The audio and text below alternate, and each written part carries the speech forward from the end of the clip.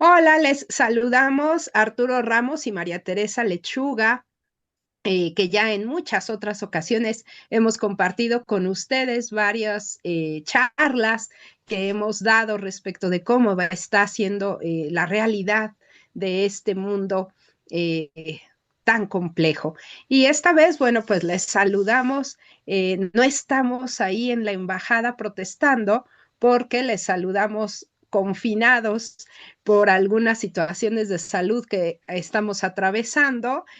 Arturo tuvo una cirugía de una vitrectomía. Esto es, le retiraron el vítreo de su ojo derecho por un problema que tuvo y entonces está en la fase todavía última de recuperación sin poder hacer varias cosas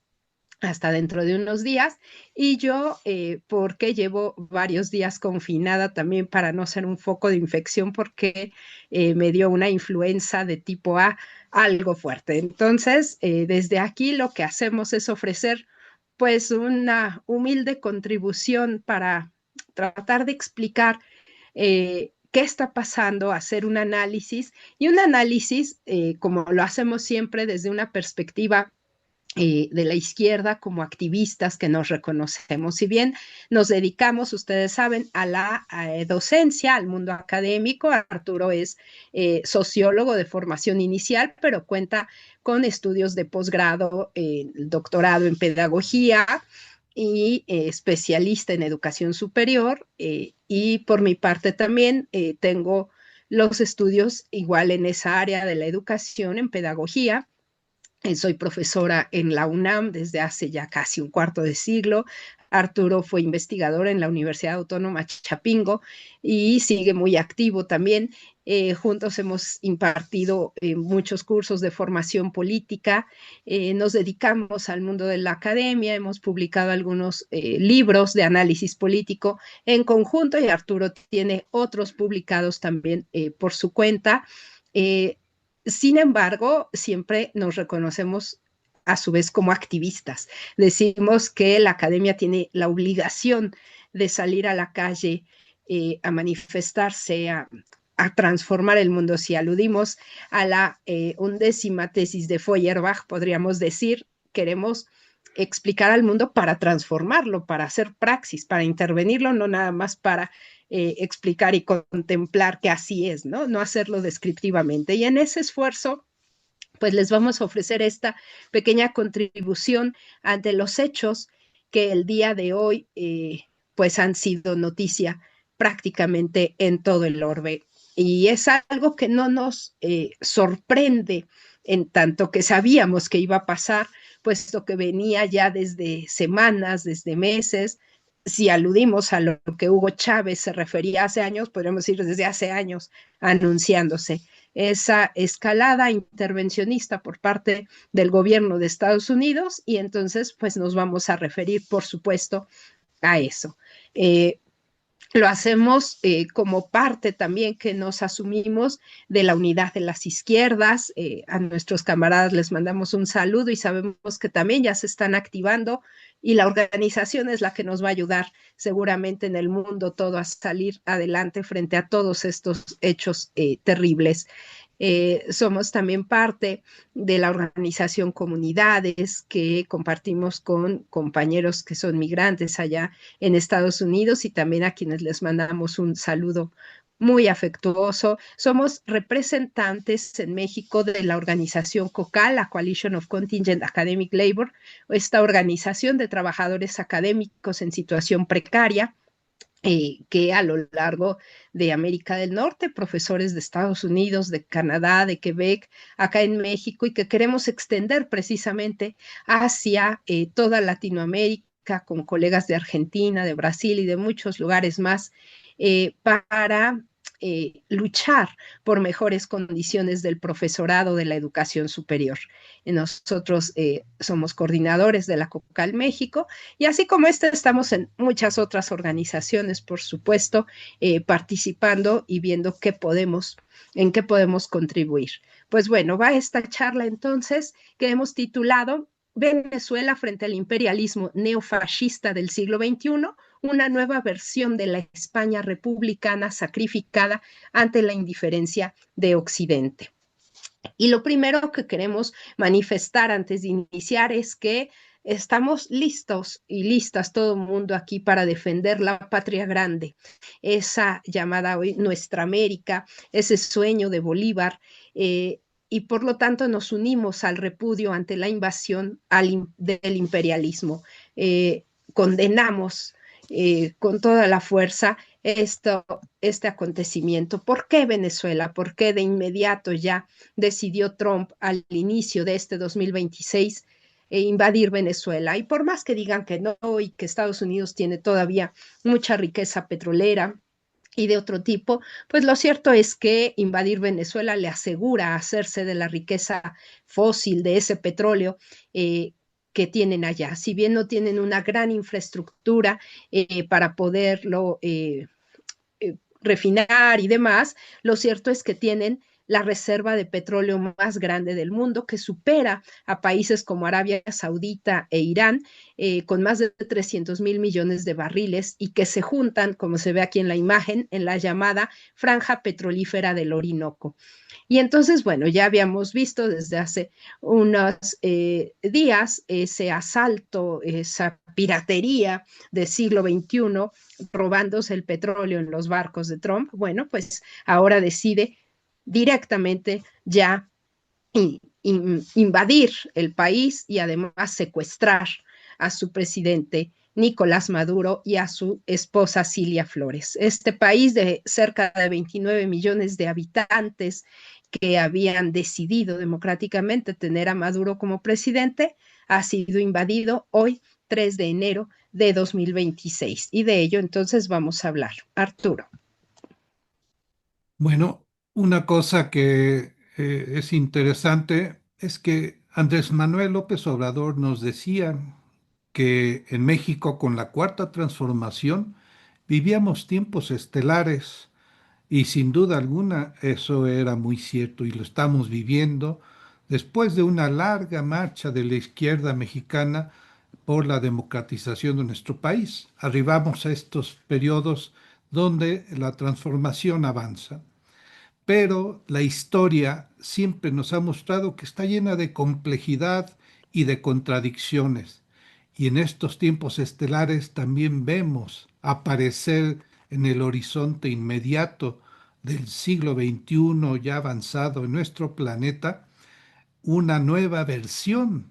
de ese imperialismo, vamos a llamarlo neofascista, que en el siglo XX tuvo algunas expresiones. ¿Por qué titulamos a esta conversación como un símil de lo que ocurre en Venezuela con aquella experiencia tan marcada por todos los significados que este capitalismo como modo de producción, como tipo de sociedad dominante, adoptó para generar una situación horrenda en el continente europeo y con efectos prácticamente en todo el mundo? Si recordamos la guerra civil española que tuvo que darse ante la defensa de lo más elemental que se aceptaba de manera general, que era la instauración de una república democrática en aquella España en transición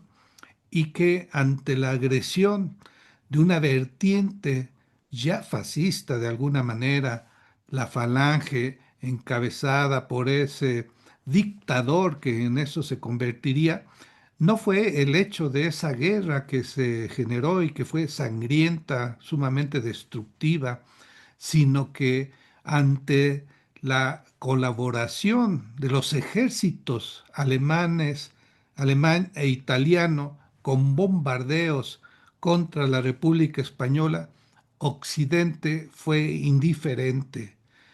Volteó la mirada hacia otro lado mientras sacrificaban al pueblo español que defendía su derecho a un régimen democrático.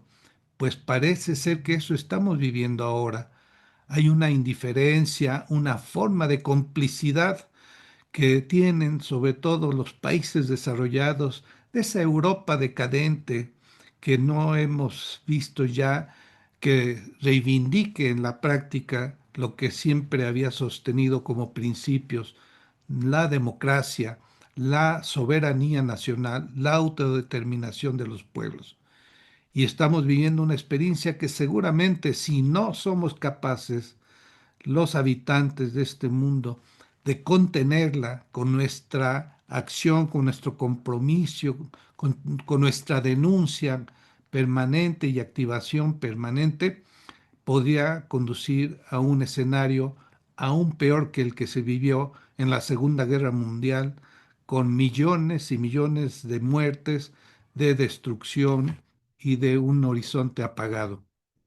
Ahora, nosotros hemos empezado a manejar un concepto que nos parece muy vigente, muy legítimo, que es el de un imperialismo neofascista como la experiencia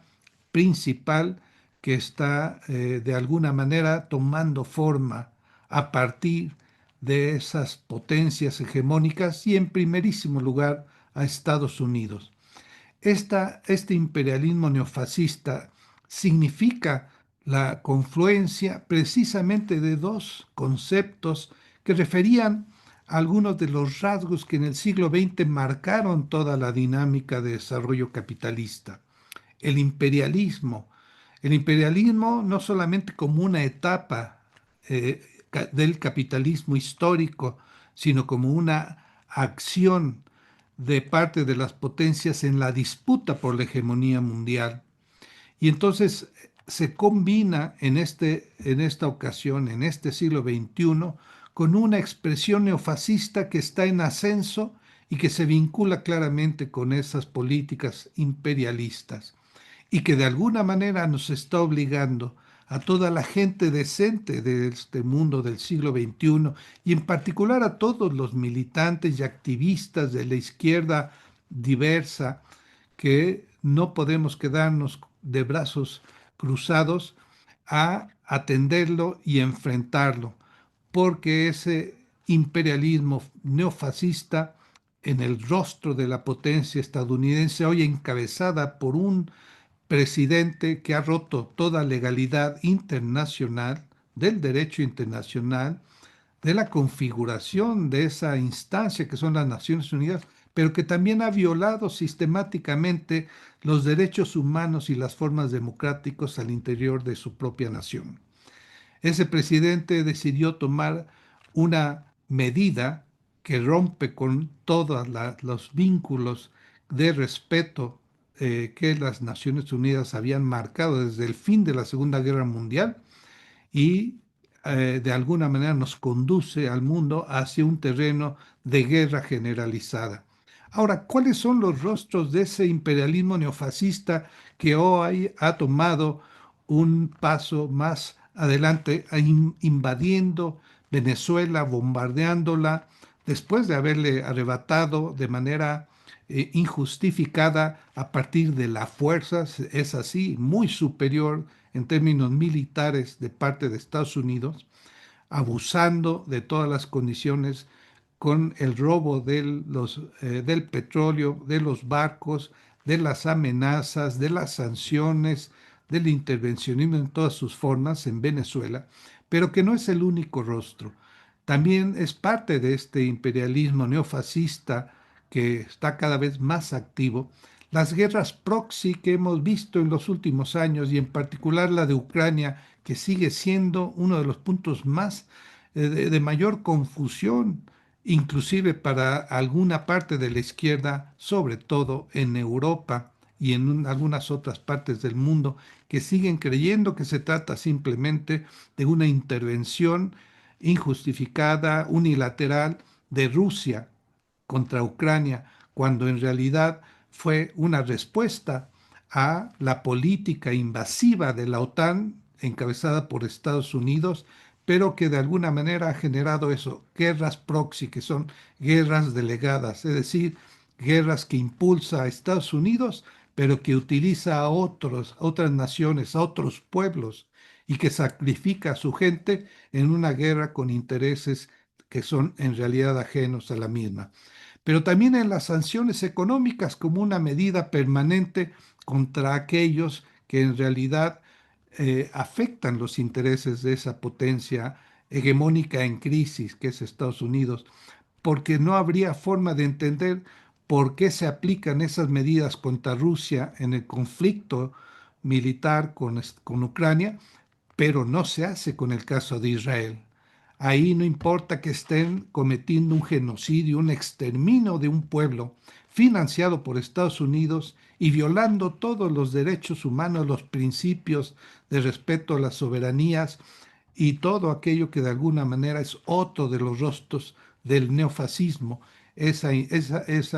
invasión, esa política militarista y de destrucción total de la sociedad palestina, del pueblo palestino, con decenas de miles de muertos y de desplazados por todo ese territorio. Tenemos los aranceles, que se convirtió en una medida que también representa una forma de intervención en el mundo de manera unilateral, de acuerdo al interés específico de Estados Unidos en contra inclusive de sus propios aliados. Ese financiamiento que ya mencionamos, que ha sido una de las pautas más inaceptables y que han sorprendido al mundo, sobre todo por el silencio y la complicidad de los gobiernos europeos de Occidente, que de alguna manera han sido garantes de esa experiencia atroz de la eliminación de un pueblo entero como el palestino. También está en la promoción de golpes de Estado, como lo vimos en Bolivia no hace mucho, y que fue un golpe de Estado que condujo a una situación muy difícil, que después el pueblo se encargó de ponerlo en su lugar con unas elecciones democráticas, aunque también después hemos visto un retroceso. Pero también en los bombardeos indiscriminados hemos visto que Estados Unidos es capaz de bombardear a Irán sin ninguna explicación, más que simplemente atemorizar y afectar a una nación que no se sujeta, que se rebela, pero lo ha hecho con Yemen y lo ha hecho en muchas otras partes. También, y que son naciones soberanas, que ese derecho internacional garantizaría que no sucediera. Sucede y en buena medida las Naciones Unidas no dicen ni hacen nada. Están también los asesinatos extrajudiciales, que se volvió algo que de alguna manera pretendieron convertirlo en normalidad, que bombardearan lanchas sin ninguna prueba de que realmente tenían, que llevaban drogas para arribar a Estados Unidos, que pudo haber sido cualquier otra cosa. Sabemos que esa presidencia de Trump y de todo su equipo se sostiene sobre mentiras permanentes, descaradas, sistemáticas, ante las cuales parece que nadie puede poner un alto. Está la piratería y está la intervención militar directa. Todo esto conforma de alguna manera los múltiples rostros de ese imperialismo neofascista que amenaza la vida en el planeta, que amenaza todos los derechos humanos, que amenaza todos los derechos de los pueblos y de las naciones a vivir en paz con respeto a su soberanía. Y entonces es algo que tenemos que entender. Vamos a pasar a otro punto. Esta parte que hoy podemos verla, visualizarla en una intervención injusta, desproporcionada, de una potencia poderosísima, la más grande, la más poderosa de la historia de la humanidad, que es Estados Unidos, contra un pueblo pequeño, un pueblo que no podía equiparar sus fuerzas para ello, pero además hemos visto una situación que habrá que buscar explicaciones, cómo es que se secuestró al presidente Maduro y a su esposa de manera también completamente abusiva contra una mujer que no tendría por qué estar sufriendo ni siquiera eso que es injustificable ya de por sí. Bueno, pues también porque de alguna manera un elemento central que explica esta situación es que estamos ante una crisis de la hegemonía de Estados Unidos y eso hay que remarcarlo una y otra vez. No es la fuerza de una nación, de una potencia, lo que conduce a estas formas desesperadas de intervención militar, de medidas unilaterales violatorias del derecho internacional, sino la debilidad. Y eso ha llevado, entre otras cosas, a algo que ya también es muy claro, que es una nueva guerra fría contra China, porque China, de alguna manera, con las mismas reglas, con las pautas del libre comercio, del comercio mundial, de alguna manera se ha impuesto ya como una tendencia en términos comerciales, productivos, financieros, tecnológicos, etcétera, a esa realidad que antes Estados Unidos se veía como una supremacía incuestionable. Y eso ha llevado, entre otras cosas, y esto explica mucho de lo que está sucediendo en Venezuela, a que haya una expropiación violenta de recursos estratégicos de todo el mundo, pero en particular en este caso de Venezuela, mediante esa violencia imperialista, neocolonialista. No hay forma de encontrarle bellas interpretaciones, de justificar algo que no es más que violencia absoluta de los poderosos contra los débiles y que nadie de los que de alguna manera habían sido principales participantes en la construcción de un marco mundial de respeto a la soberanía está hoy silenciado. Vamos a ver cómo otros elementos están. Una cosa que sin duda alguna nos va a dejar muchas lecciones, tristemente, vamos a hacerlo, vamos a aprender, porque siempre ha sido así, los que luchamos contra el poder que el capitalismo tiene y contra todos sus rostros de opresión, de explotación, de abuso, de discriminación, etcétera, sabemos que con cada medida con la cual se ejerce represión, violencia contra los pueblos y las naciones, nosotros aprendemos a luchar de manera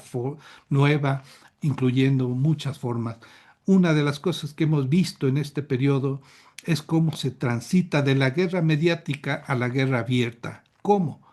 Mediante un adoctrinamiento constante, sutil, que está ahí siempre, que normaliza estas expresiones de una época de posverdad, con las fake news, con las campañas mediáticas, que de alguna manera se convierten en una antesala de la intervención militar. ¿Cómo es esto? Estando constantemente diciendo una mentira absoluta,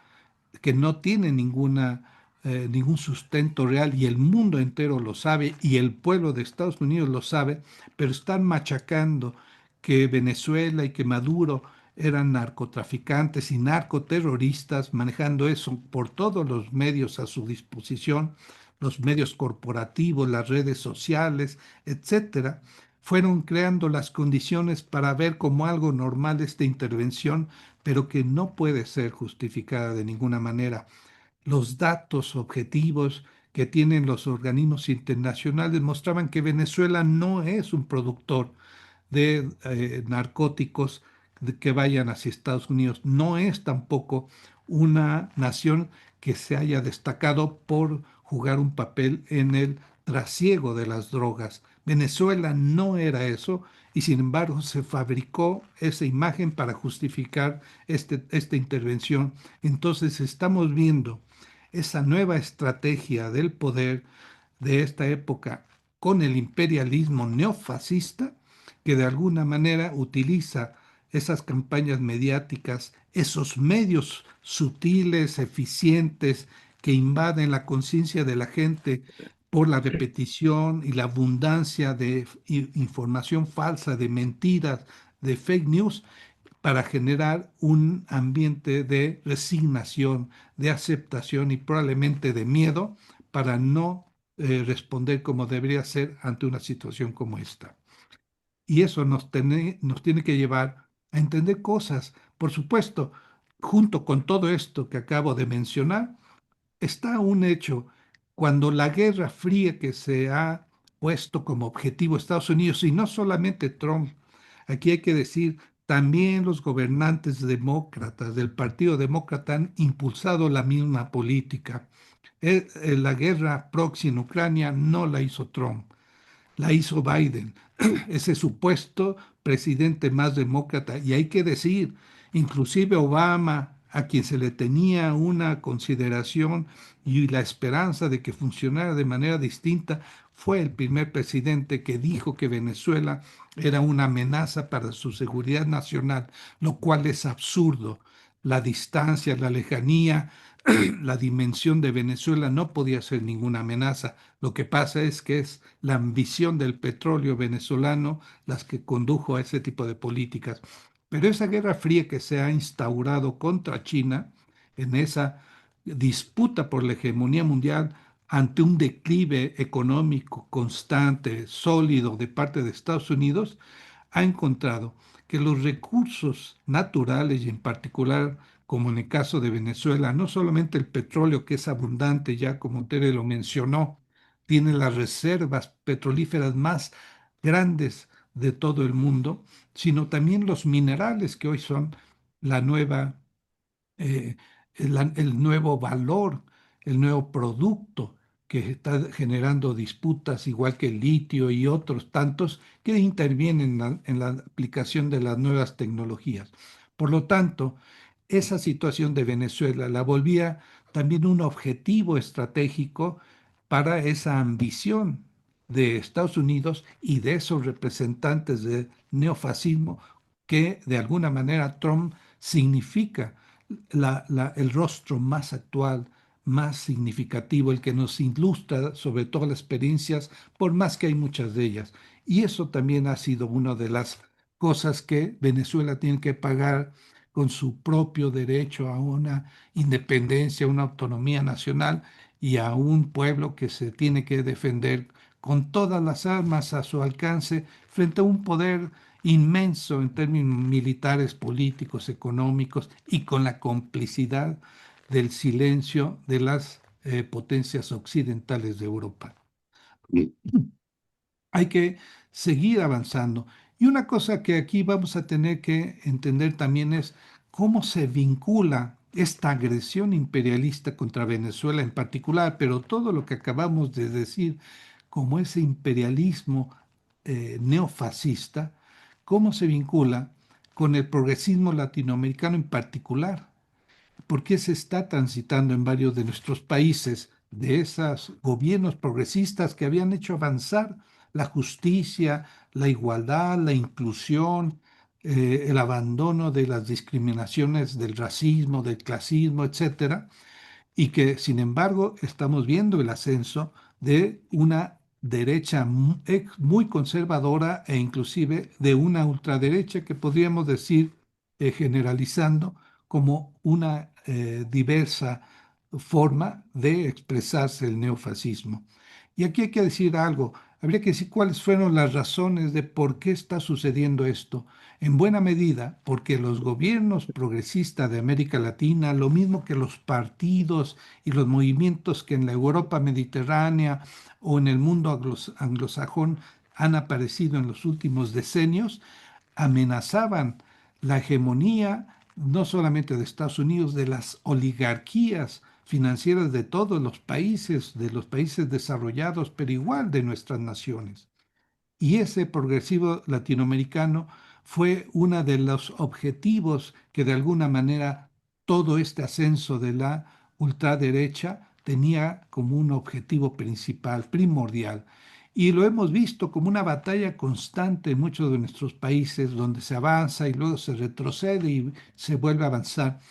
Y entonces hay que entender que hay una correlación entre ese éxito de una izquierda renovada a nivel mundial que se expresó en particular en los gobiernos progresistas de América Latina y que sigue presente, y nuestro caso, el caso de México desde Andrés Manuel López Obrador y hoy con Claudia Sheinbaum, estamos yendo a la cabeza de esta vigencia y esta resistencia. Y entonces hoy podemos vincular este intervencionismo del imperialismo estadounidense ligado a esas corrientes neofascistas de América Latina y también de otras partes del mundo en un conflicto estratégico histórico donde el progresismo latinoamericano y todas esas fuerzas que se desarrollaron en los últimos tiempos como expresión de la izquierda y de los intereses históricos del pueblo trabajador de todas las naciones,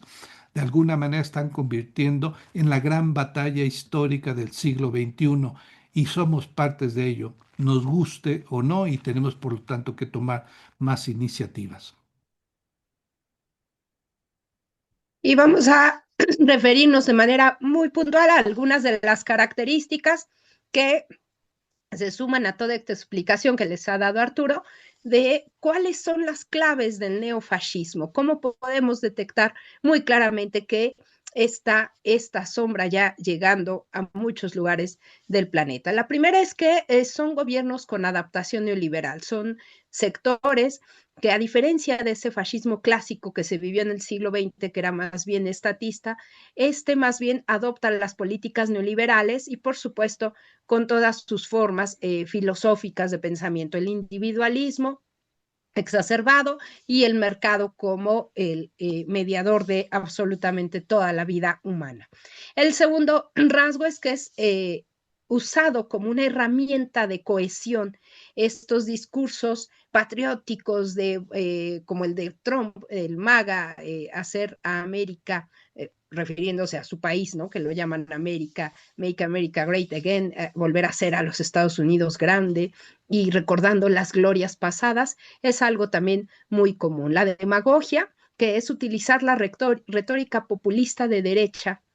explotando el miedo social. Te va a pasar esto, te vas a quedar sin esto, las crisis económicas, las desigualdades, ese tipo de formas mediáticas de abuso para asustar a la población que en México se ensayó, ¿se acuerdan? En aquellos años en contra de López Obrador, cuando decían que era un peligro para México. Bueno, igual aquí asustan a la población cuando hay candidaturas que llaman la atención, que vienen desde la democracia o desde la izquierda, para que las clases medias sean las que definan la balanza en muchas ocasiones de las votaciones. Otro rasgo es el antiintelectualismo. Es una cosa increíble porque desafían toda lógica, ¿no? Estamos regresando a los tiempos estos del terraplanismo prácticamente, o sea, gente que te dice que no cree, como si fuera un acto de fe, en las leyes de la física, ¿no? En las leyes de la termodinámica y consideran que no, a toda acción no corresponde una reacción, simplemente porque no quieren y punto. Y dentro de esta tenemos otro rasgo que es el negacionismo, promover el sentido común como ocurrencia de absolutamente todo, negando hechos científicos o históricos. Esto es ya muy común y que no por nada se dice que sí tiende a ser mucha gente ignorante la que aplaude este tipo de formas, de estrategias, ¿no? Otro ejemplo es otra vez Trump diciendo que él no cree que haya cambio climático, ¿no? Simplemente porque él lo niega, bueno, pues no existe porque dice que no. O la gente antivacunas que decía que les iban a insertar los rusos un chip para encontrarlos en cualquier lugar del planeta y fuera de él. Eh, la construcción de un enemigo que además una vez más se ha centrado en los migrantes, en los socialistas, pero reforzando además el racismo, ese racismo que viene desde siglos atrás y que en el siglo XIX se volvió un discurso que acompañaba esa modernidad contradictoria, hoy se ha reforzado y a eso se le ha llamado un discurso neocolonialista, hacer de la diferencia también algo, un pretexto para la opresión. El uso de medios democráticos para desde dentro desmantelar la democracia, es decir, deciden ir a las candidaturas, ser votados, la gente les elige por toda una serie de problemas también que hay que repensar mucho desde la izquierda, llegan al poder mediante elecciones democráticas con todas sus complejidades. Otra vez el caso de Trump que gana por la forma tan compleja que tienen de y retrógrada de alguna manera de un voto no directo, pero finalmente, bueno, pues gana las elecciones y una vez que están dentro, como en el caso de Milei, que decía soy un topo y voy a erosionar el Estado desde dentro, destruyen toda institución democrática. El uso de las nuevas tecnologías, contratando a miles de bots que van replicando una y otra vez esto que les explicó Arturo de las fake news y todas estas formas de esa guerra híbrida o mediática, para difundir una forma de pensar única. El día de hoy pudimos ver el despliegue de un discurso que se repite una y otra vez, ya no solo por los humanos en los medios de comunicación masivos, sino que una vez que entran a las redes se autorreplican, y que hoy empezamos a tener también el peligro con la llegada de la inteligencia artificial. Robots que están hechos, ese algoritmo, a la medida de estas formas occidentales de opresión. Y esto que se le llama el GAFAM, este gran núcleo de los grandes, el Google, Apple, Facebook, Amazon, Microsoft, etcétera, los grandes poseedores de estos medios que deciden qué consumimos y qué no de narrativas, con un uso de violencia además por parte de la derecha para imponerse. Ya Arturo explicó varios golpes de Estado infiltrados en las manifestaciones, estos llamados bloques negros o de anarquismo total que sabotean a las democracias. Todo esto empieza a ser recurrente en estas formas neofascistas de los gobiernos que vemos actualmente en Europa, en Sudamérica, en fin, extendiéndose en todo el mundo. Ahora, es importante hacer este tipo de comparaciones, de asociaciones entre la experiencia fascista del siglo XX y lo que estamos viviendo hoy. Hay un debate, y eso es entendible, para definir lo que fue el fascismo, y a veces hay algunos que ponen el acento en la distinción del fascismo italiano, del nazismo alemán, de la falange española, del imperialismo japonés, cosas por el estilo, pero que en realidad por el uso, la forma en que de alguna manera adquirió un sentido el concepto de fascismo, de alguna manera sí podemos generalizarlo como un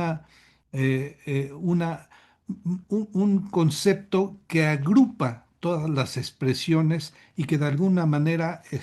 saca los elementos esenciales distintivos para permitir una comprensión de un fenómeno que pudo haber tenido diferentes formas ya en cada nación, pero que de alguna manera sí dejó ver cuál fue la situación que se vivió en esas primeras décadas del siglo XX.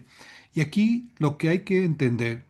es que fueron de alguna manera expresiones no del anticapitalismo, sino de ese capitalismo autoritario que fue una de las versiones que entraron en la disputa por la hegemonía mundial en el siglo XX. Hay que entender que en aquellos tiempos, ante la decadencia del imperio británico en particular y de algunos otros imperios, el otomano, el austrohúngaro, la nación francesa que era republicana, que de alguna manera también era colonialista, todos habían entrado en un proceso de descomposición y debilitamiento, y hubo un ascenso de otras potencias emergentes para disputar esa hegemonía, principalmente Alemania y Japón, además de Estados Unidos. Por supuesto, uno tenía que salir preponderante, triunfante, y así fue como sucedió con Estados Unidos. Pero esas expresiones fascistas que se dieron, que tuvieron muchos elementos en común, aunque también algunos rasgos diferenciados, de alguna manera marcó esa versión que siempre está, vamos a decir, latente en el desarrollo capitalista, que cuando no puede fructificar en sus formas más liberales y, entrecomillado, democráticas, puede siempre recurrir no solamente a las formas fascistas, sino a las dictaduras, que también fue una experiencia del siglo XX, por ejemplo, la que se instauró en América Latina en varias naciones y que fue sumamente sangrienta, destructiva. Eso de alguna manera es un referente que no podemos hacer a un lado. Y hay que entender también cómo en los tiempos actuales, también de alguna manera muy semejante a lo que sucedió en aquella época del siglo XX, hemos visto cómo se vinculan algunas expresiones del pensamiento capitalista que de alguna manera acompaña el propio desarrollo del modo de producción capitalista, que han sido el liberalismo, que siempre se autonombra como democrático y que de alguna manera se ha vinculado a las formas neoliberales y a veces con una transición que no se ve claramente en qué medida realmente hay una ruptura total,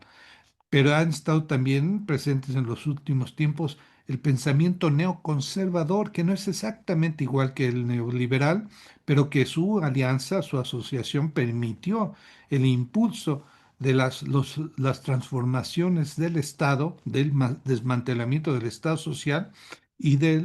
la imposición de las políticas neoliberales en el contexto de la globalización como la nueva fase del desarrollo histórico capitalista. Y esto, de alguna manera, entonces nos lleva en esa línea, liberalismo, neoliberalismo, neoconservadurismo, hasta el neofascismo, todo como rostros que de alguna manera se entrelazan en un mundo globalizado y que hoy además se encuentra bajo una crisis múltiple, una crisis multidimensional que cada vez nos conduce a un horizonte muy difícil de sobrellevar porque no hay forma de desentenderse de cada uno de sus aspectos que por separado ya serían graves, pero que al conjuntarse se vuelve mucho más determinante. ¿Qué crisis? Hay crisis económicas, financieras, energéticas, que explican mucho de lo de Venezuela, alimenticias, climáticas, pandémicas y una crisis evidente de la hegemonía política estadounidense. Esto de alguna manera nos hace pensar también cómo vamos a entender lo que estamos viviendo. Los conceptos de alguna manera nos ayudan a explicar, a resignificar los procesos reales y por eso son importantes. Ahora, una cosa que acá tendremos que ver es que el imperialismo, ese concepto tan fuerte, tan determinante que de alguna manera marcó el siglo XX y que hoy sigue presente, se ha entendido siempre de dos formas. Como una etapa histórica, Lenin se encargó muy bien de caracterizar ese tránsito que se había dado del capitalismo de libre competencia a un capitalismo monopólico que asumió la forma imperialista como una fase histórica que iba de alguna manera a marcar todo el siglo XX. Ese imperialismo que de alguna manera tuvo muchos rostros, algunos muy destructivos, otros de mucho desarrollo a partir de la confluencia de factores económicos, políticos, sociales y culturales, que de alguna manera sí marcó una realidad especial que muchos de nosotros inclusive alcanzamos a vivir en sus últimos momentos, porque se dio el tránsito y también ese imperialismo ha sido entendido siempre como las acciones de alguna manera planeadas, llevadas a cabo por las grandes potencias contra los pueblos del sur global, lo que antes se llamaba el tercer mundo, que de alguna manera era otra forma muy asociada al colonialismo y por eso hoy se habla de un neoimperialismo o de un imperialismo de una nueva forma junto con el neocolonialismo. Pero bueno, hay que entender que de alguna manera hoy estamos viendo esa forma, que se trata de intervenciones económicas, políticas y militares, en particular de la potencia estadounidense contra todas las naciones y los pueblos del sur global en particular y del mundo en general. Hay que ver que no se ha detenido en la presidencia de Trump, inclusive frente a sus aliados occidentales. En fin, eso es algo que tendremos que llevar a cabo como una realidad a analizar. Ahora, la izquierda a la que pertenecemos muchos de nosotros, que hemos estado toda nuestra vida adulta conformando nuestra eh, trayectoria a partir de la defensa de los principios de justicia, igualdad, democracia, libertad, inclusión, etcétera, la paz, pero una paz con justicia. Hemos aprendido a resistir todas las formas de ese capitalismo abusivo, opresivo. Y hoy tenemos que retomar eso, pero no solamente la izquierda, también los gobiernos que defienden su soberanía, su derecho a la autodeterminación, y también todos los ciudadanos del mundo decentes que de alguna manera tienen todavía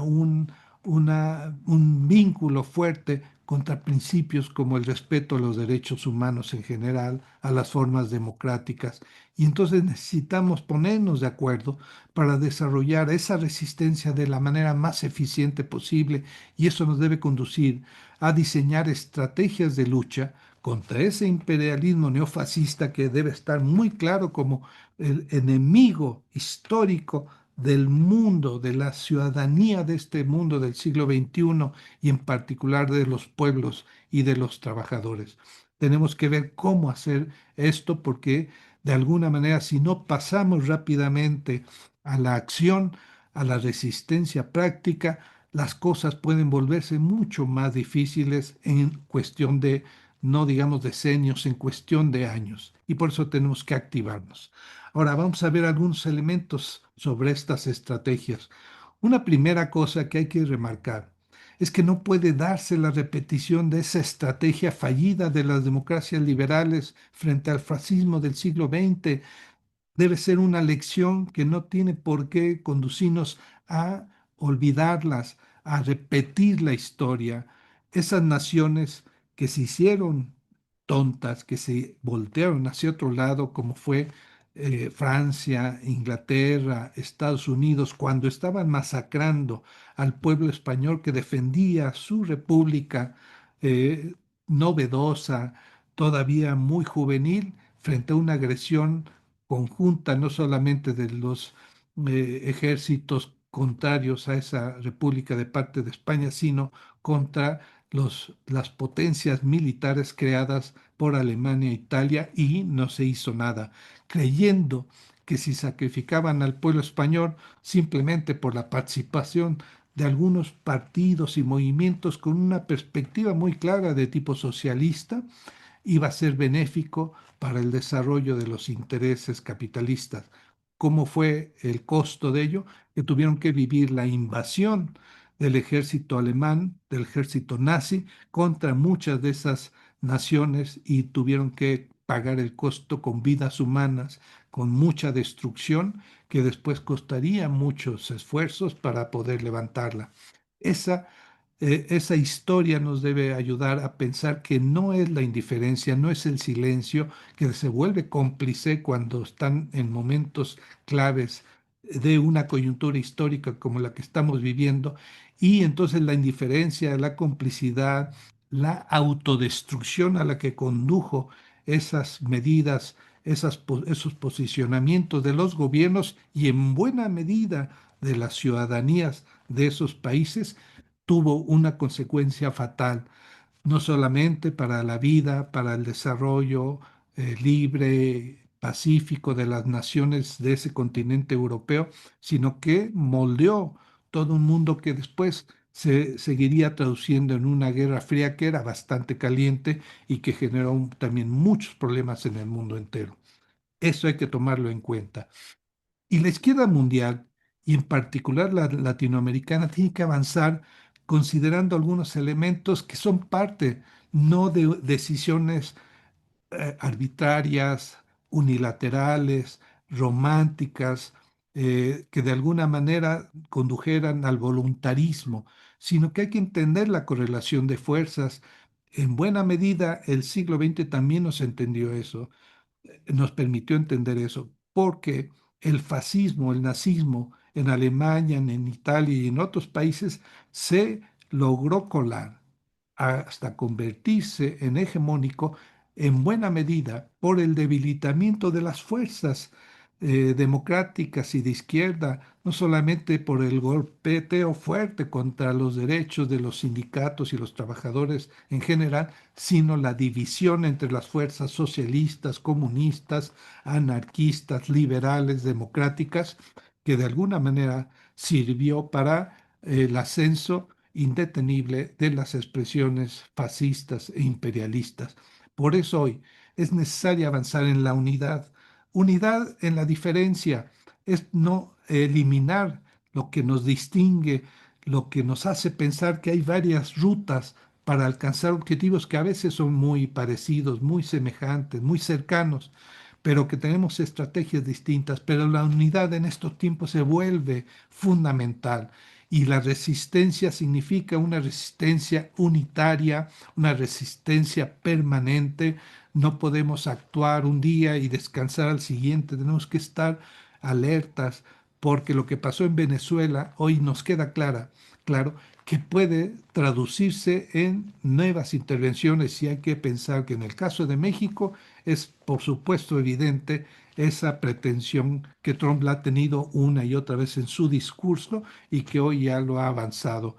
Y eso nos conduce entonces la unidad, la resistencia unitaria a una política de alianzas adecuada frente al imperialismo neofascista. Tenemos que entender que como fuerzas políticas de izquierda tenemos que encontrar la forma de encabezar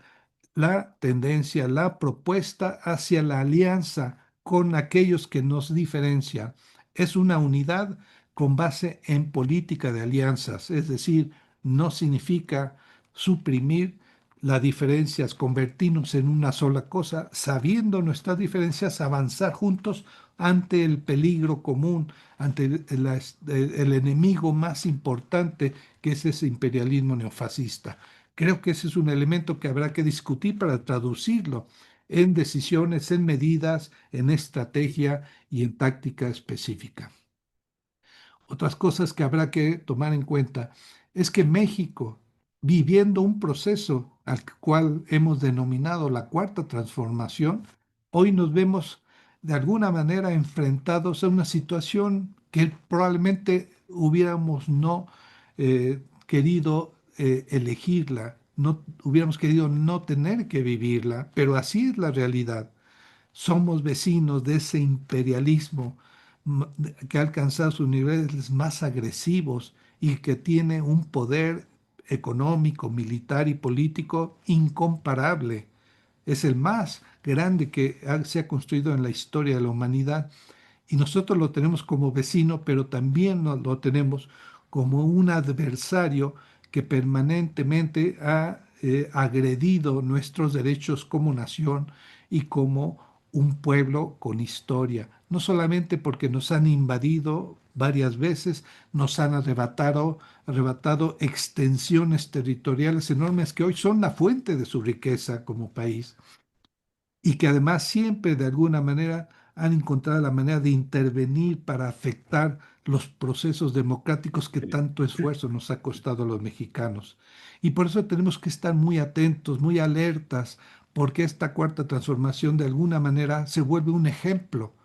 para el mundo, un ejemplo de donde a partir de políticas encaminadas a la satisfacción y al bienestar de las mayorías, de todos, pero en particular de las mayorías que siempre han sido las más olvidadas, las más desfavorecidas. Esa política que Andrés Manuel marcó muy claramente por el bien de todos, primero los pobres, de alguna manera se convierte también en el rostro que ante el espejo de ese imperialismo neofascista encuentra una alternativa, se vuelve un elemento ejemplar de repetición, de adquisición de una vanguardia, más allá de que uno pretenda jugar ese papel o no. Y por lo tanto, tenemos una obligación doble. Hoy no solamente tenemos que salir a defender el derecho del pueblo venezolano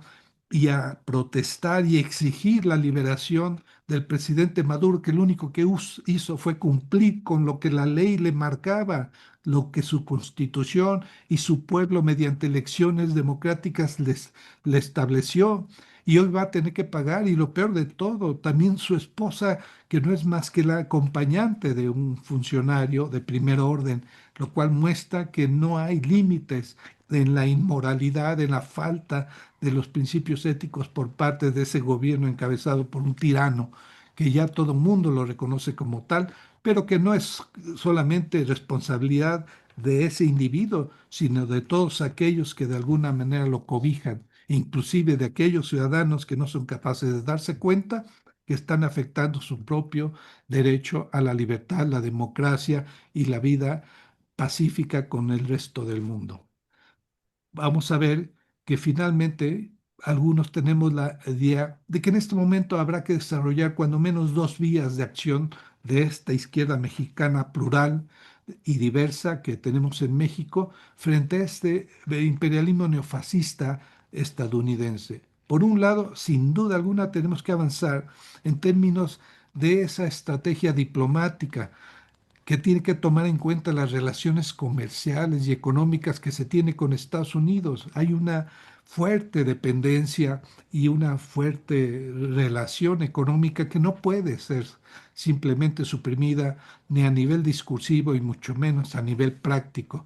Pero tenemos que cuidar que a pesar de algunas cosas que tenemos que tomar en cuenta, es necesario refrendar una y otra vez las políticas nacionalistas de Estado. Y hasta el momento podemos decir que tanto la presidenta Claudia Sheinbaum se ha manifestado y seguramente tendrá que seguir haciéndolo porque la agresión a nuestro país está en ciernes, sino que también nuestro queridísimo presidente Andrés Manuel López Obrador, el líder histórico de la izquierda mexicana actual, ha mostrado, ha reiterado lo que él dijo hace solamente unos meses,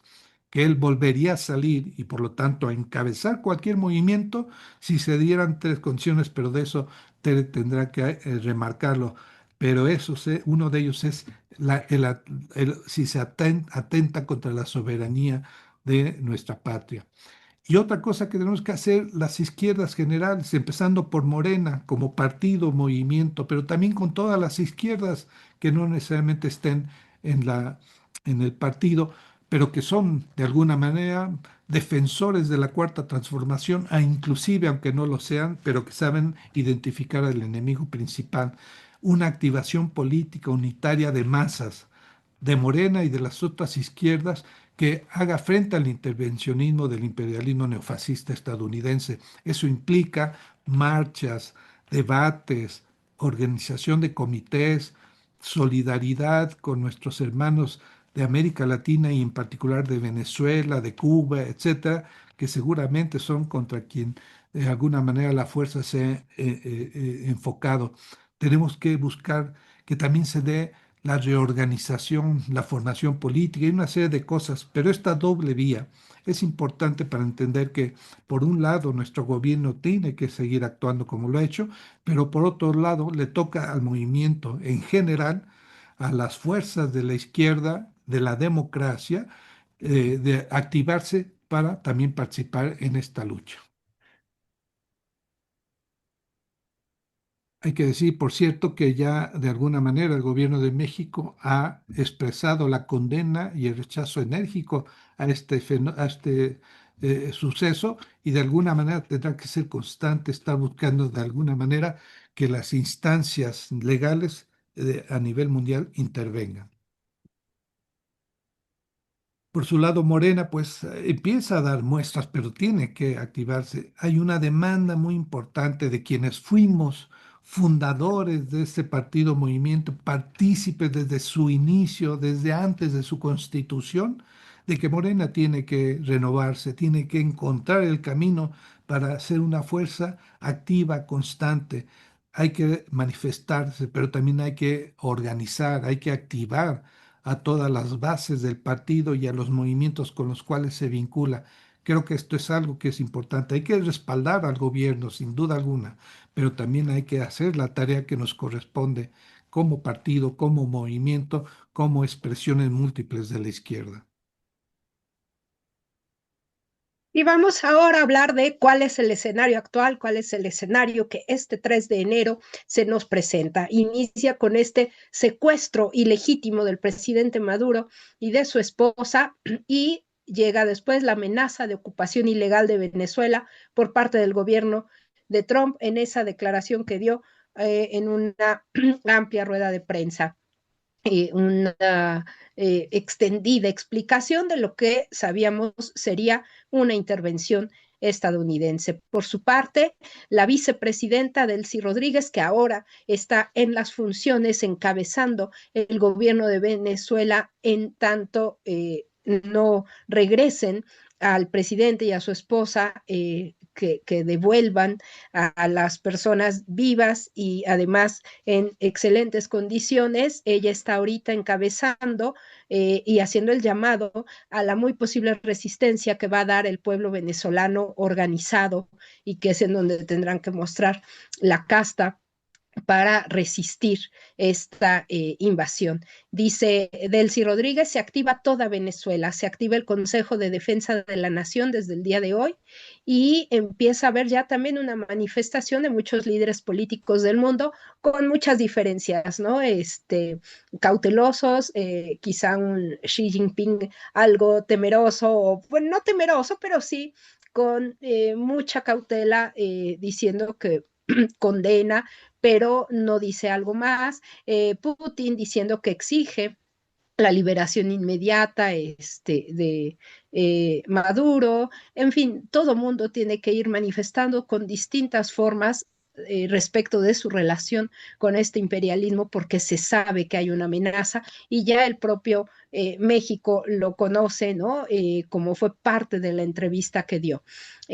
¿Qué viene si llega a invadir de manera mucho más definida ya, como lo anuncia Trump, que va a dirigir a Venezuela? ¿Qué viene para Venezuela? Pues ya sabemos, y como lo ha dicho Arturo, caos, destrucción, pobreza, sufrimiento, como lo ha hecho en los demás países. Todos los países que ha invadido Estados Unidos los deja destrozados y después se va y dice, resulta que no había armas de destrucción masiva, resulta que no las encontré, resulta que mejor ya me distraje acá. Y esto probablemente lo hace porque ha perdido, ¿no? Va perdiendo la guerra comercial y siguiendo las ideas de Ramón Grossfogel, podríamos decir que efectivamente todo imperialismo necesita periferia. Y entonces al necesitar periferia, pues lo que le queda es hacerse otra vez de América Latina y de todas sus riquezas minerales. Y comienza con este laboratorio, como lo llama Juan Carlos Monedero, el analista español, que es un amigo muy querido de nosotros, de la Unidad de las Izquierdas, y a quien le mandamos un saludo, y que dijo, porque a él le duele muy directamente Venezuela, y dijo, es el laboratorio donde están experimentando directamente, en lo que coincide con Álvaro García Linera, quien fuera vicepresidente de Bolivia, junto con Evo Morales, y que dijo, en otros casos ha habido golpes de Estado, como Bolivia, como Ecuador, como Perú, etcétera. En otros casos ha habido una definición clara de cómo intervenir desde el neofascismo, con Milei en Argentina, y en otros es un golpeteo constante, por ejemplo, en el caso de México, y hay que tener mucho cuidado porque el discurso de la derecha y de la gente ignorante que la sigue con los medios, no pocas veces se han referido a Claudia Sheinbaum como narcopresidenta, que fue lo mismo, lo mismo, lo mismo, para llegar a este momento de intervención ilegal en Venezuela y el secuestro de su presidente Maduro. ¿Qué vimos hoy en todos los medios, en todas estas cadenas de televisión mundiales, ¿no? France 24, BBC de Londres, la CNN, no se diga la cadena Fox, y un contable número de medios que pasaron en vivo estas declaraciones, que no fueron sino un acto performativo, como le gusta hacer, todo un show exhibicionista a Trump y a su equipo, queriendo aparentar que sí, eso les ha regresado la hegemonía. Y la hegemonía no se regresa tampoco así por decreto, ni por un acto de este tamaño, que es muy grande, pero eso no les regresa el poder y no los levanta de la decadencia que sabemos van viviendo desde tiempo atrás. Salió a decir Trump, lo que hemos visto es la demostración más poderosa de los últimos tiempos de Estados Unidos, y somos el ejército más fuerte del mundo de lejos. Miren, somos el más grande, queriendo con ello hacernos ver que no, que China no existe, que Rusia no existe, que otras potencias no existen, y tampoco es así. Por algo están dando estas patadas de ahogado, y por algo es que con tanta vehemencia están buscando a ver de dónde se hacen otra vez de recursos, de fuerza, de opresión. Y sabemos que tienen todavía un poderío, pero que ha sido muy disminuido, y que en esta disputa multipolar por la hegemonía, ellos están buscando cómo recolocarse y lo hacen por la vía de la violencia, pero que no necesariamente será una victoria duradera, como bien le dijo Andrés Manuel en su Twitter, ¿no? La victoria de hoy puede ser tu larga derrota del mañana. Terminó por ahí en una de todas sus intervenciones diciendo que vuelven a ser el país más respetado del mundo como nunca antes. O es demasiada hipocresía o de verdad él tiene una visión de su propio gobierno que no es nada, nada cercana a la realidad, porque Estados Unidos no es un país respetado y es muy lamentable también porque no es lo mismo su gobierno que su pueblo. En el pueblo hay gente buena y eso hay que seguirlo diciendo también. No todos los estadounidenses son esa figura de Trump, pero han hecho estos gobiernos que este país sea temido por el mundo y odiado, no respetado y en buena medida, pues por todas esas medidas que han tomado. ¿Cuál es el quehacer que tenemos la izquierda mundial y la izquierda en México? Y esto que dice Arturo, sin duda, ¿no? Tenemos que hacer este llamado de masas para unirnos y en estos momentos de verdad que dejar las diferencias que son minucias o más específicas en qué programa seguir, cómo el modelo de gobierno, esto hacerlo a un lado, porque lo que viene es una necesidad unitaria para hacer frente al gran enemigo y de ese tamaño tiene que ser también la resistencia. Entonces, urge mantener la organización o crearla en donde no la hay y dar una participación constante para mostrar el rechazo total al intervencionismo. Así que aquí en México y en todos lados donde sea posible, tenemos que salir los ciudadanos a mostrar nuestro repudio en las inmediaciones de las embajadas de Estados Unidos y de los países que le apoyen, ¿no? De Israel y demás, hacer marchas, hacer una difusión mediática, hacer estas pequeñas contribuciones como la que estamos hoy ofreciéndoles de explicar, de sentarnos, de reflexionar, de dialogar, de reunirnos en comunidad e intercambiar todas estas ideas e información. Hacer ejercicios constantes de este tipo de análisis contextualizados, explicar que las cosas no salen de la nada o repentinas o fue porque hoy amaneció malas Trump se le ocurrió hacer eso. No, es que viene de atrás como toda esta explicación que les ha ofrecido al inicio Arturo. No dejar la formación política, no cortar con ella, porque de eso depende que podamos enviar todas las ideas, sobre todo a las generaciones más jóvenes, para que se activen constantemente. Eh, Podría haber una posible intervención de fuerzas militares también en nuestro territorio. No lo sabemos, pero parece que dejó ver en algunas cosas en esa entrevista que dio muy inmediata Trump, en donde se refiere a la presidenta como una persona cordial y dice la presidenta de México, tengo una buena relación con ella, pero cada vez que le ofrezco ayuda para combatir el narcotráfico me responde, no, no, no, Mr. President, y algo tenemos que hacer con México. Es decir, no le está gustando que le digan que no y entonces si le dicen que no, él hace las cosas como quiere, al grado de haber dicho que Corina Machado no podría ser presidenta porque nadie la quiere, aun cuando ella le dijo, yo te puedo ofrecer el petróleo en buen precio, y él dice, bueno, es que no me interesa el buen precio, el petróleo lo voy a conseguir como yo quiera y tú no me sirves, ¿no? A ese grado, hasta cuando no les sirven las propias figuras de derecha, las desechan.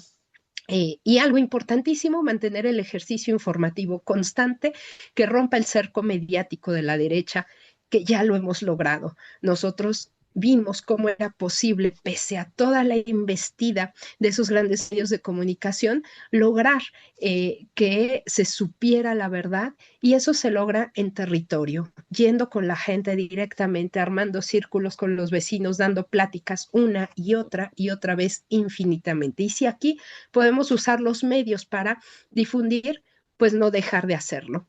Y con base en eso, ir construyendo ya desde hoy un contradiscurso de lo que los medios nos representan, ¿no? Desde el inicio, la captura de Maduro no fue captura, fue secuestro, y hay que decirlo así con claridad, es un secuestro y eso es delincuencia. Trump es un delincuente mundial. No había tal dictadura en Venezuela. Es una invasión ilegal con el mismo discurso que siempre utiliza los Estados Unidos. Y si hubiera alguna dictadura en el mundo, de verdad, lo que menos le queda es a una tiranía querer acusar a una dictadura. No hay administración de recursos de otros países, es saqueo neocolonial. Se están robando los recursos y al rato se van a querer robar el litio de Bolivia y al rato van a buscar qué más se roban. O bien, por ejemplo, este discurso que dice Trump es que es lo que nos robaron porque lo habían nacionalizado hace años, pues entonces empieza a golpear a todos los países que hayan nacionalizado algo en su vida. Por ejemplo, México con el caso de Lázaro Cárdenas, pues entonces va a venir Trump a decir, es que en aquellos años 30 nacionalizaron lo que era nuestro y ahora se los voy a quitar. No es Estados Unidos,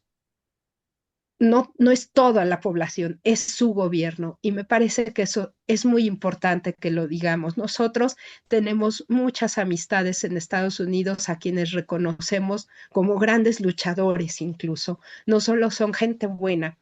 son activistas de izquierda y no es fácil serlo en ese país del imperialismo. Algunos hasta son socialistas y eso es doblemente difícil. Y ahí están luchando todos los días y se manifiestan de inmediato y no quieren la guerra. Y es gente que viene algunos de lejanas generaciones y que dijeron no a la invasión a Vietnam y después fueron diciendo no a todas las demás invasiones y hoy han también cuestionado y condenado esta invasión a Venezuela. Lo mismo que muchas amistades de Canadá. Es lo mismo y entonces hay que reconocer, aun cuando sale el presidente canadiense y todo con tibiezas a no reconocer y a no condenar enérgicamente, lo cierto es que su población no es lo mismo. Y eso en el discurso hay que decirlo porque son también aliados en el interior de esos países.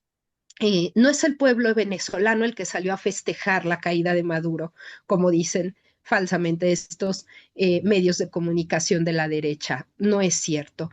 Y regreso entonces a ese dato que les habíamos dado al inicio estadístico. En el último censo de 2024 se habían contabilizado poco más de 28 millones de habitantes en Venezuela, casi 29,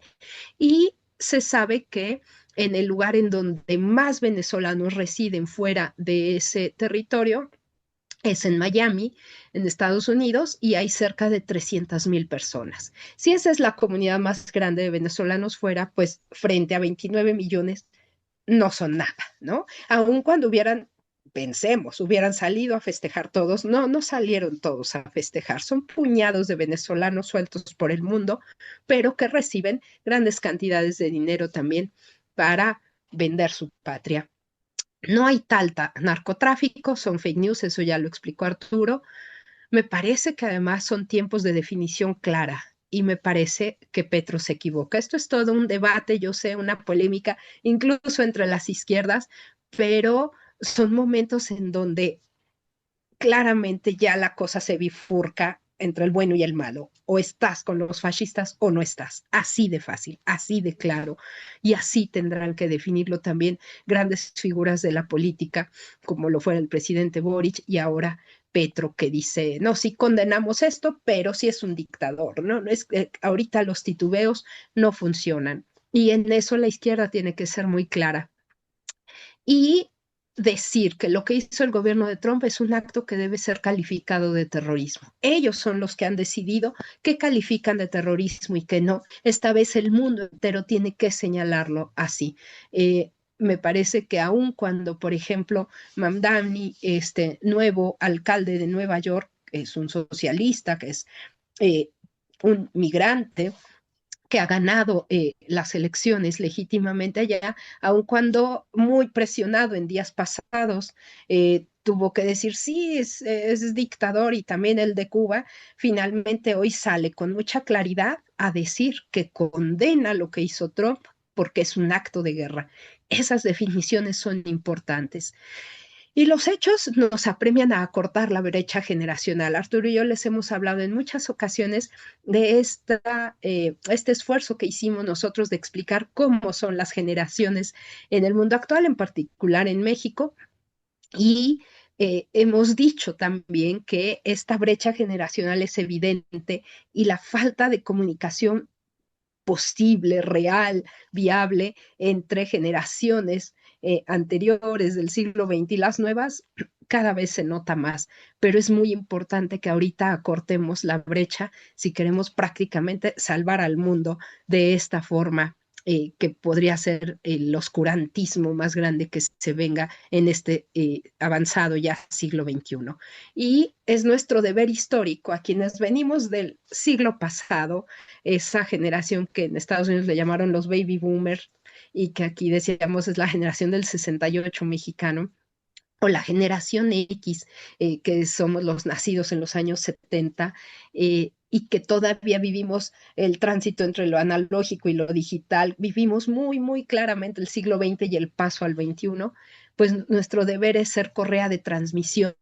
de todas esas luchas antifascistas que hubo en ese siglo XX y de todos los logros que hubo sindicales y en contra de la derecha para que las nuevas generaciones maduren rápidamente y puedan hacerse de las riendas del mundo porque lo que viene va a ser muy grande.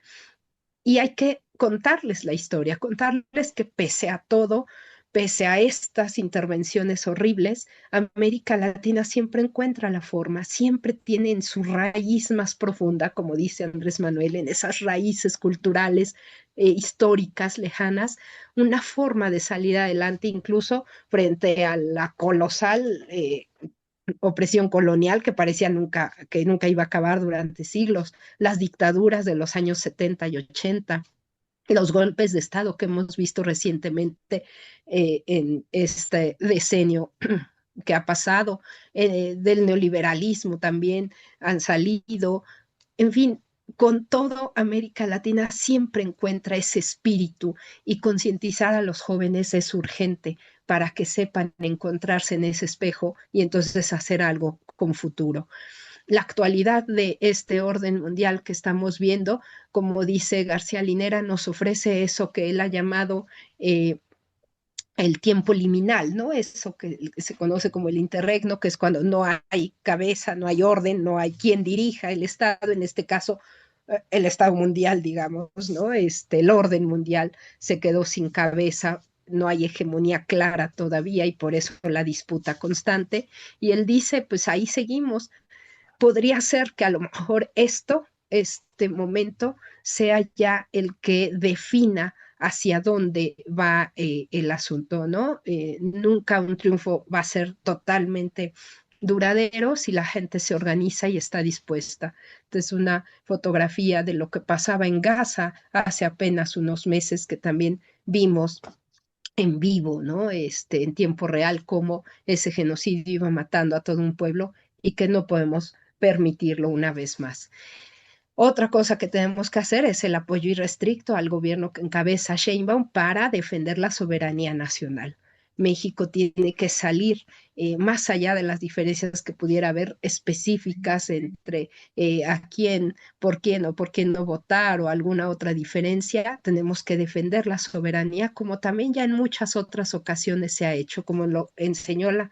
independencia, como aprendimos durante todo el sexenio que se logró en la reforma, como se hizo en la revolución y como ahora tenemos que salir también a defender a México en esta compleja encrucijada. Hay una especie de aviso que no sabemos si calificarlo de amenaza o de solo aviso o solo comentario, pero es esto que dijo Trump, que él podría intervenir en México, no para secuestrar a la presidenta, como en el caso de Maduro, pero sí para decidir cómo atacar a los cárteles. Y eso finalmente es también un ataque a la soberanía. Y ya dijo Andrés Manuel, si atacaran a la soberanía, si atacaran a la presidenta, yo volvería a salir y dejaría mi retiro. Y aquí sí quisimos poner el comunicado de quien fuera también este gran líder político en donde nos dice que aun cuando está retirado de la política, no puede quedarse callado ante este hecho y le dice a Trump de manera amable, ¿no? Que no caiga en la autocomplacencia, pero muy claramente después, en dos, tres líneas, le dice: no olvide que la efímera victoria de hoy puede ser la contundente derrota del mañana. La política no es imposición. Se lo dice con mucha claridad y nos gusta mucho el cierre de que por ahora no le manda abrazo, porque no lo merece, ¿no? Pero con esto nos avisa que en un momento dado, si se requiere, está dispuesto también a ayudar y dice que respeta mucho a la presidenta para ayudarla, no para sustituirla, y hacer el llamado para defender a México. ¿En qué momento estamos? Pues sin duda sí, en uno de incertidumbre, dice García Linera, que es este tiempo liminal en donde una victoria o una derrota no duran mucho y que entonces se van intercambiando. Pero yo me pregunto, ¿será esta escalada de Estados Unidos una victoria que sí pudiera ser más duradera o será corta? ¿Y será este el momento en el que llegue un nuevo ciclo de acumulación y una nueva forma de poderío global, o al menos el inicio de ello? Si hacemos cuentas también, Arturo ponía el ejemplo de esa España que fue atacada por el franquismo, y yo recuerdo ahora el golpe de Estado a Salvador Allende de hace 52 años y un par de meses. A 52 años de ese golpe, de ese cambio, de ese inicio de toda una era global neoliberal, vendrá el inicio ahora de un cambio, pero que no necesariamente sea algo bueno, sino una larga etapa oscura. ¿Tendrá Europa en estos momentos algún papel relevante en este escenario o dejará ver que efectivamente está en un proceso de decadencia? Dice un amigo nuestro, como gran museo. Europa parece un museo grande y es eso, un museo que conserva muy lindo, pero que no tiene realmente voz ya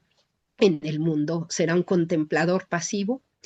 El espíritu histórico combatiente de los pueblos de Latinoamérica, esa raíz profunda, será suficiente para resistir el embate, sabiendo que pues podemos tener muchas ganas de luchar, pero pues con sartenes nomás, ¿verdad? Porque no tenemos pues sí, toda la industria militar de la que se han hecho los países poderosos, en particular Estados Unidos.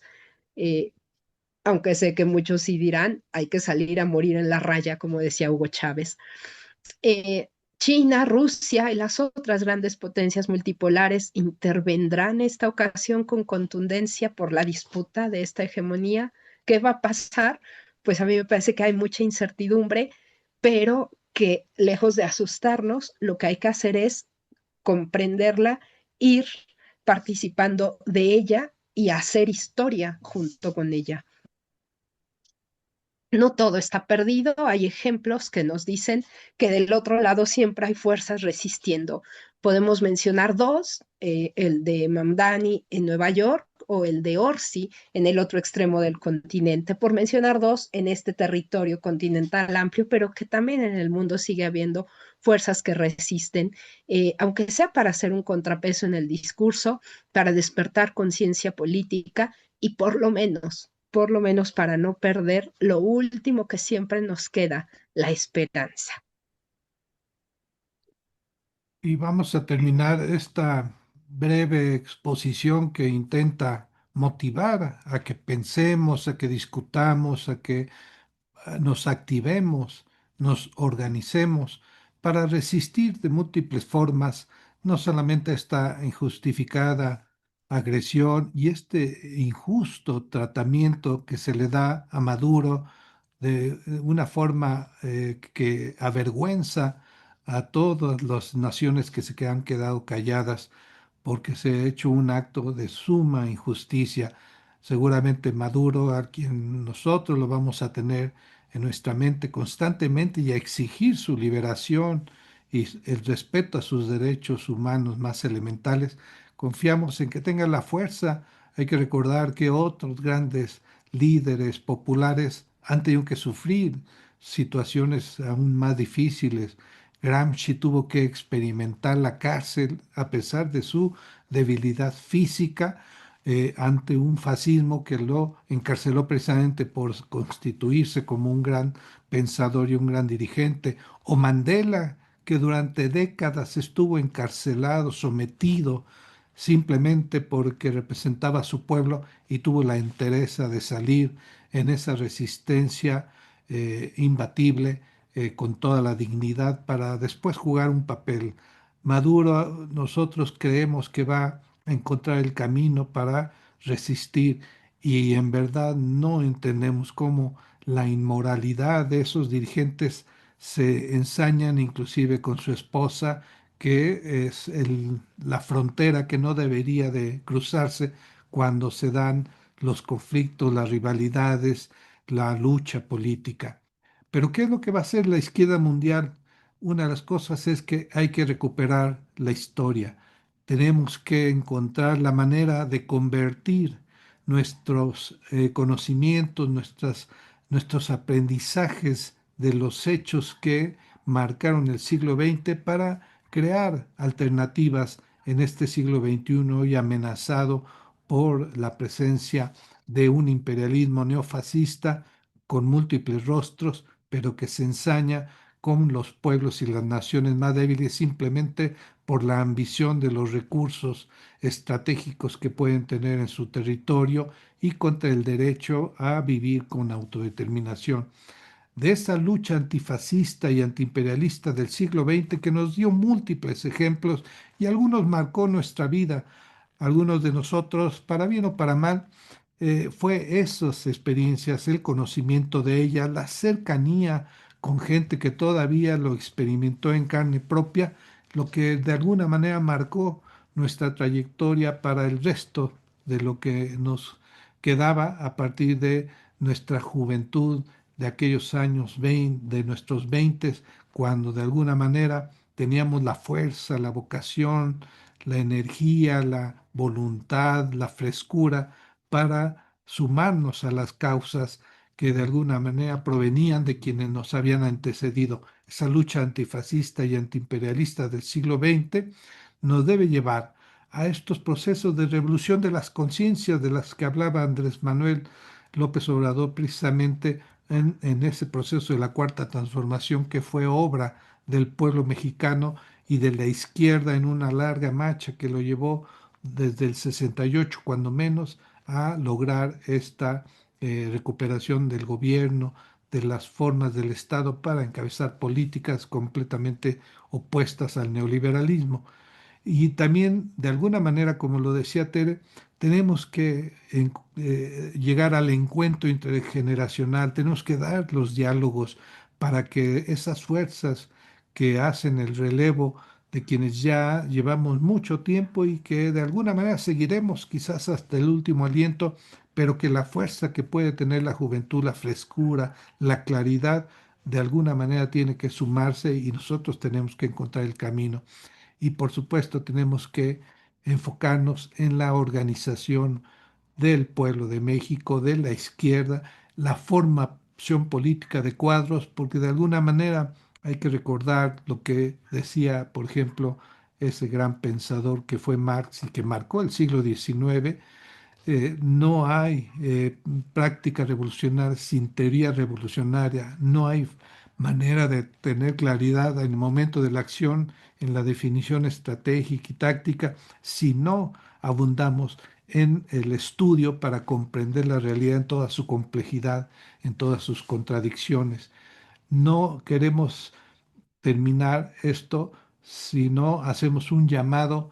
a que hagamos lo que siempre nos ha tocado hacer a la izquierda, en todas las condiciones, a veces las más adversas, a veces muy ocasionalmente en situaciones favorables, pero es que es resistir, luchar, poner la dignidad, la entrega, la entereza, el cuerpo, para hacer que las causas justas con las que nos encontramos identificados desde siempre, dé paso a una efectividad para encontrar alternativas en un horizonte bastante oscuro y doloroso. Estamos con el pueblo venezolano, nuestros hermanos, y estamos con el presidente Maduro que sufrirá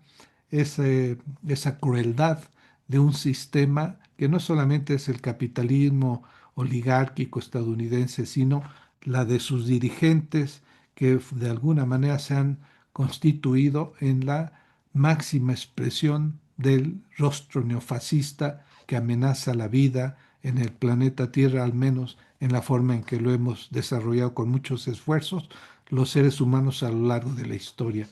Confiamos en que en esta explicación de alguna manera hayamos contribuido para generar las inquietudes y los esfuerzos para encaminarnos a la resistencia eficaz, a la unidad y, por supuesto, a abrir el camino con base en nuestra historia. La historia del pueblo de México nos ayudará mucho, pero también del pueblo latinoamericano en general e inclusive de los trabajadores de todo el mundo. Hacemos eco del llamado de esa consigna de Rosa Luxemburgo. Hoy más que nunca tenemos que tener claro que es el socialismo o la barbarie. Y entonces, pues vamos por esa política unitaria de masas desde la izquierda, desde el llamado de la izquierda, y agradeciendo la difusión de este video a la unidad de las izquierdas, a nuestros camaradas de esa organización de la que formamos orgullosamente parte. Hasta la próxima. Viva el pueblo venezolano.